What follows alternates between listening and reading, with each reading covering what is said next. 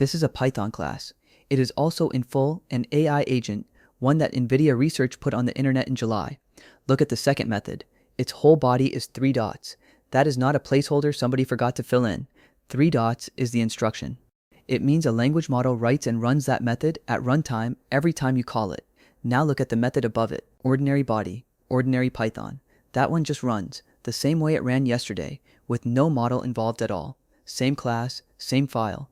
2 completely different execution models sitting 4 lines apart, and the only thing deciding which is whether you bothered to write an implementation. No prompt template, no tool schema, no callback to register, no graph to draw. The docstring is the prompt. The fields are the state. The type annotations are the contract. That is the entire interface. NVIDIA calls it NOAA, Object-Oriented Agents. The code went public on the 20th of July, and the paper followed it 2 days later, 4 weeks old. 1,700 stars, 240 forks, Apache 2.0 pushed again this morning. It got posted to Hacker News 3 separate times. The first submission got 4 points, the second got 3, the third got 2 points, and 1 comment.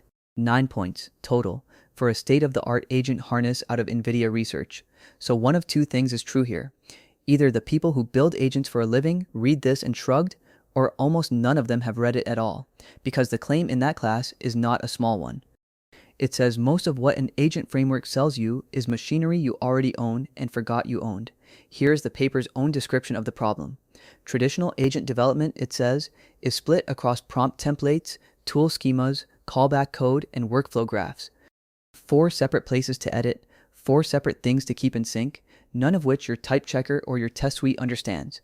NOAA deletes all 4. The prompt template goes first. Your docstring is already a natural language description of what a method does, so the docstring becomes the prompt, and there is nowhere else to look.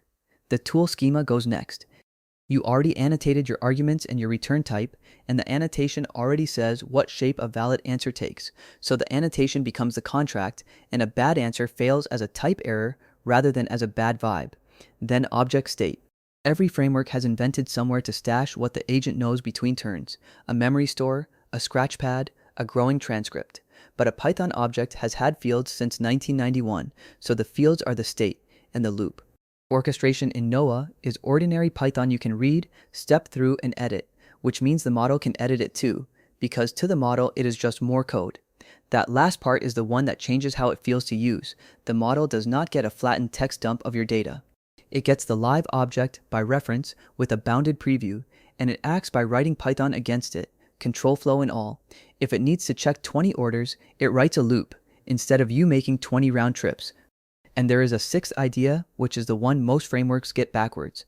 The context the agent is carrying, and the history of what it has done, are an interface the model itself can call and manage, not a dashboard you watch from outside. The paper is blunt about where it draws that line. If only the developer can see it, it did not happen, which raises the obvious objection. This is a nice story for the developer, but the thing on the other end is a language model. Can it actually drive an interface like that? So they measured it. 88 tests across 36 families, typed calls, stateful mutation, error recovery, batching through generated loops, task decomposition, every test 5 times against 10 different models from small local ones up to the frontier. 4,400 runs in total. 97.9% of them passed. The small, cheap models passed 96%. The frontier models passed 99%. And the worst model in the whole set still cleared 91%. Whatever else is hard about building agents, reading a Python object is not the hard part. There is one number in that table worth sitting on.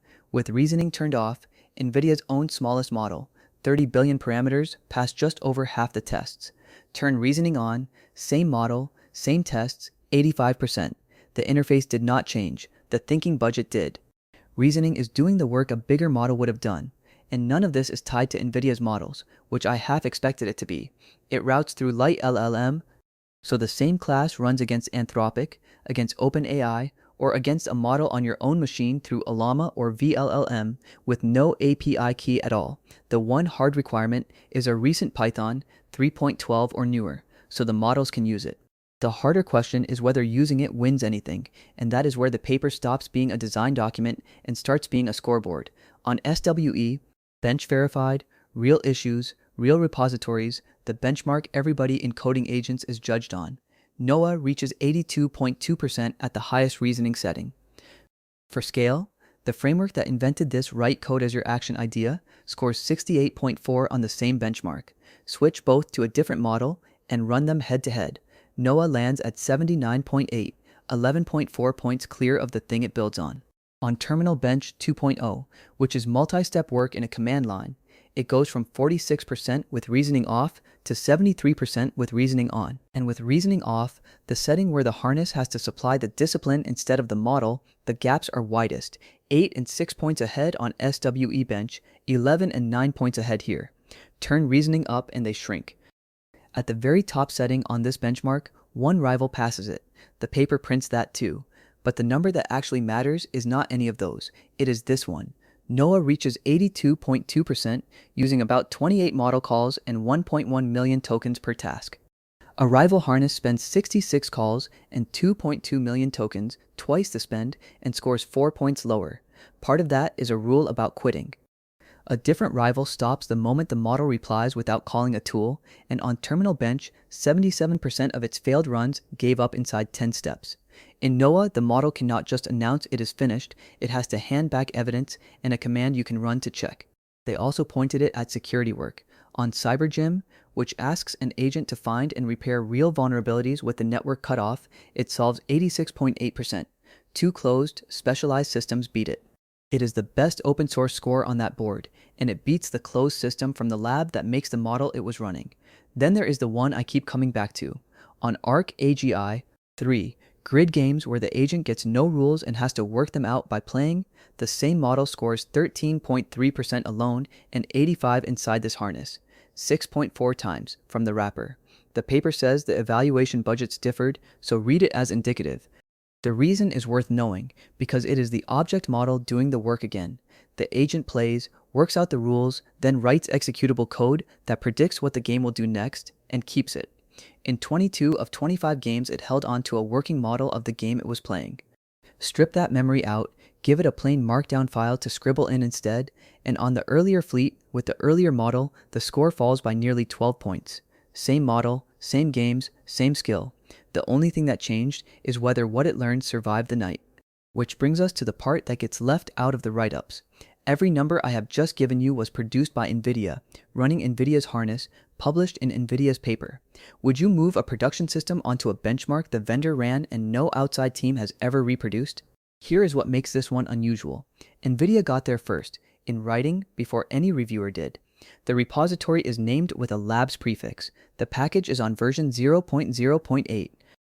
This is a research team publishing an experiment, and NVIDIA's own blog calls it an open experimental surface, not a replacement for the harness you are using.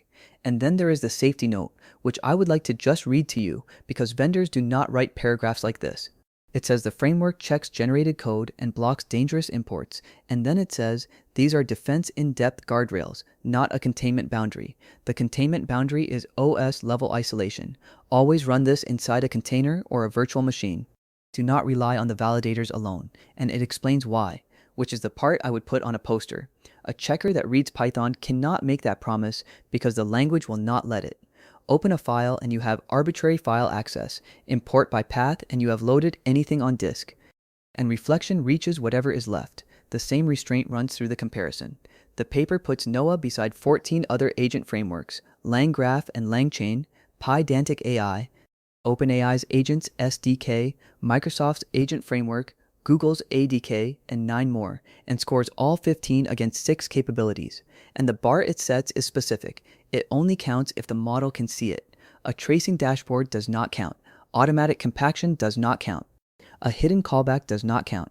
Most systems, it finds, have a version of each idea and expose it to the developer instead of the model, but it will not claim to have invented any of them. The paper's own words. The community is already converging on several of these ideas, often as experimental or partial features, and the comparison is published to encourage further adoption. That is a research team saying its main contribution is putting 6 existing good ideas on one surface. It is a much smaller claim than the video title makes, and it is the reason the claim holds up. So we are back at 9 points on Hacker News, and now the question is sharper. Something can be well built, well measured and honest about its own limits and still land in complete silence. Look at who made it. 15 names on the paper. The first listed author and the last listed author also wrote NVIDIA's blog post about it. 7 days after the code went up, 207 commits in 4 weeks. About 60 stars a day, from a standing start on the strength of a repo link and 1 blog post. 3 people did most of it. Ricardo Silveira Cabral, Severin Klingler, and Alessio Devoto. All 3 on the paper account for roughly 85% of every commit in the repository. And here's a detail I did not expect. 1 commit in 4 carries a co-author trailer naming a Claude model, including the first one, 300 files, 280,000 lines, the initial public release of NVIDIA's agent framework, co-authored by an agent. Now the scale. 1,700 stars against LangChain's 144,000. On the Python package index, 4 orders of magnitude fewer downloads a month than LangGraph. Being early and being ignored look identical from the outside, right up until they don't. So here's where I land. The bet is right and the software is not ready. And those are 2 different sentences that people keep collapsing into one. The bet that the abstraction was already in the language, I think is correct, and the receipts are the token numbers, not the accuracy ones. Twice the spend for a worse score is what the extra machinery costs you, and that is measurable in a way that taste is not. The software, though, is 0.x research code whose API can move between releases, whose scores have never been reproduced by anyone outside NVIDIA, and whose safety model ends at a paragraph telling you to supply your own container. A type check tells you a value has the right shape. It does not tell you the refund was authorized, but the programming model is free to steal. You do not need to install anything to stop hand-assembling prompt templates around objects you already defined. And if you are a Python team whose agent touches real typed objects, that idea is worth more than the packages. Which leaves the question the whole paper is really asking, underneath the tables. If the framework does dissolve into the language, no templates, no schemas, no graphs, just a class, then what is actually left to compete on? The harness around the model, or the model itself?